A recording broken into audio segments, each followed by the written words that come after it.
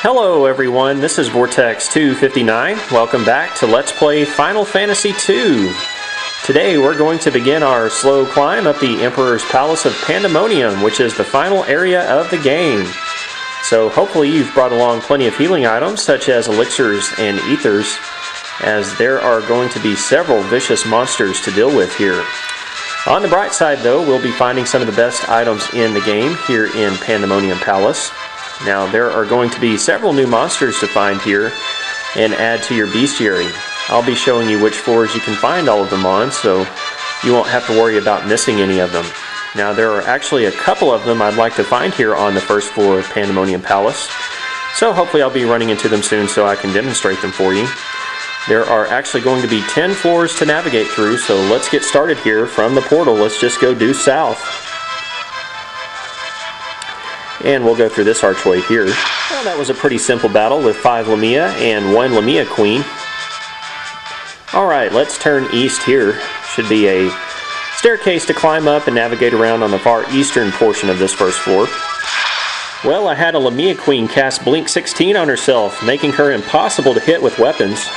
Finally ended up taking her out with a mini spell, but it took a little while for that spell to hit. Okay, here's the staircase I was talking about here on the far eastern portion of the first floor.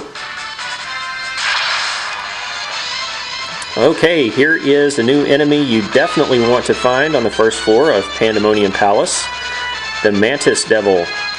The Mantis Devils can cast a level 16 fire spell on one of your party members, and they can also paralyze you with their physical attacks.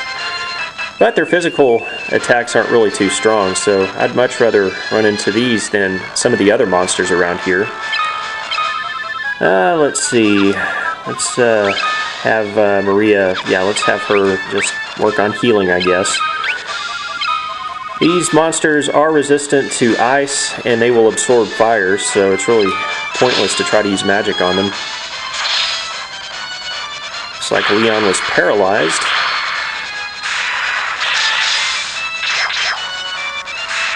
Alright, that was pretty easy. We get 6,000 gil, not that it really matters anymore at this point in the game, but anyway, let's check that new entry in the bestiary. Scroll down here to number 89 to find the Mantis Devil. And there's its statistics. Alright, let's continue onward here.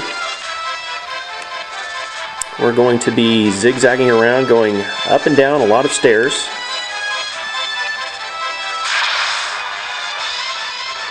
Alright, here are 2 more new enemies you can fight. Be sure and pick up the Death Rider and the Mithril Golem. Now the Death Riders are potentially the most lethal monsters here in Pandaemonium Palace, because their physical attacks are very hard hitting. Seems like their physical attacks take off a percentage of your maximum HP, so you may end up with over 2,000 damage from one hit from these things. And if they get an ambush on your party, or all target one character, they can easily wipe out a character or potentially wipe out your entire party. So it's probably a good idea to try to take these things out as quickly as possible. Now the Death Riders are weak against the fire spell, so I'm going to have Maria and Guy definitely use fire. I'm going to concentrate on these first. Get them out of the way. Looks like I got a preemptive strike against them. Alright, good. The Death Riders can also absorb HP back from the damage they inflict upon you, so if you do a lot of damage against them, they can quickly heal themselves. Alright, so we got those out of the way without really having to deal with their massive damage, so now we can concentrate on the Mithril Golem. The Mithril Golem is weak against the Thunder spell, amazingly enough. Let's try to berserk up one party member, because you're probably not going to do too terribly much damage before berserk is applied. Mithril Golem has a pretty decent attack power too, but not near as much as those Death Riders do. Alright, so yeah, berserk is definitely the way to go. Thunder does some decent damage. And it looks like I picked up an Ether and a Thunder Spear. And we get 2 new entries in the bestiary. So we're doing pretty good. Death Rider is number 92 in the list. It has 1,290 HP, lots of treasure drops. And there's the Mithril Golem at 95. It has a total of 2,000 HP. Alright, I'm going to go ahead and heal up just a little bit and then we'll continue onward. Okay, let's continue on to our staircase over here to the next floor.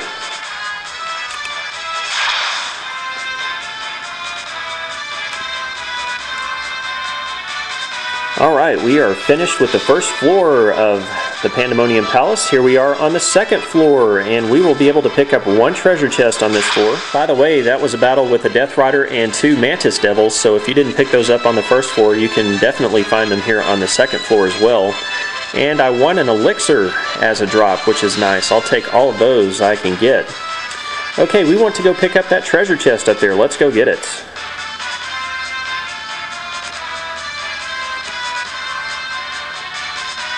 Go straight up here. And we can open up this treasure chest to find an ether. We'll definitely take all those we can get too. Time to go to the next floor. It's a pretty straightforward path to get there. Guess we can use our B button dash. And Leon's axe skill goes up a level after that battle, and Furian's cure spell goes up to level 12 after healing up some of my characters at the end of that battle. Okay, let's step on this platform here and warp away to the next floor. This will take us to the 3rd floor of Pandaemonium Palace. Let's go pick up a treasure chest down here. There it is. I wonder who the Emperor gets to clean his floors. If you'll notice, they're all spotless and shiny during the monster battles. You would think they would be littered with monster dung. They're not just clean, they're pine saw clean. In this treasure chest, we will pick up another precious elixir. Yep, we'll definitely take that and add it to our inventory. We want to navigate around to the southeastern corner of this room to find the portal to the next floor. So let's just keep doing some zigzagging.